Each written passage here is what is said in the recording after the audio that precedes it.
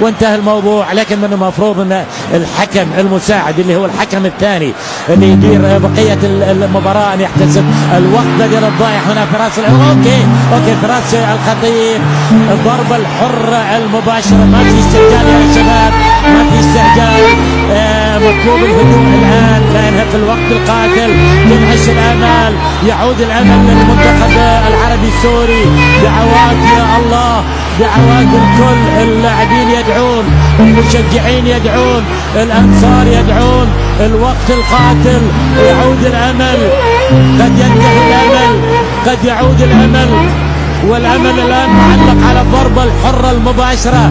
الآفات والامنيات والاماني تاتي للكره ربما الاهم في تاريخ كره القدم السوريه، ربما الضربه الحره المباشره الاهم التي قد تبقي امال السوريين. امامك الان الضربه الحره المباشره لمصلحه المنتخب العربي السوري.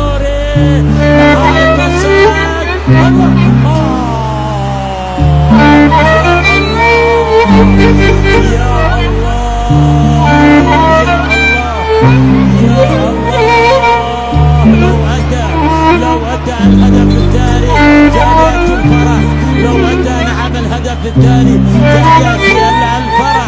لكن يا الله يا الله القائم، ولو كانت 2-2 كانت لمصلحة المنتخب السوري.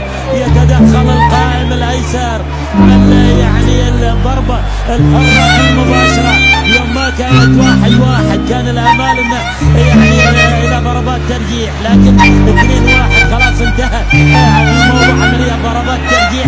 وصل الان الامل قبل قليل، اتى الامل، لكن القائم الايسر منك، القائم الايسر منك. الكرة عمل الواجب، عمل اللي عليه عمر السوبر في الكرة السابقة.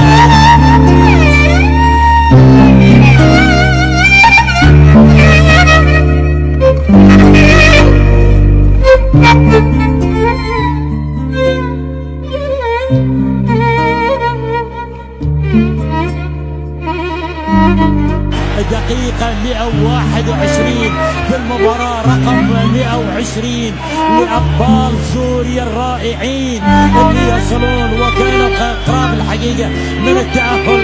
كانت أخطر ضربة حرة مباشرة في تاريخ كرة القدم السورية، وكانت يعني أسوأ حالة صد في تاريخ كرة القدم السورية. اللاعب الأيسر الذي حرم السوريين ربما من التأهل إلى الملحق. تدخل القائم وضاعت على المنتخب السوري، وتأتي الصافرة الآن.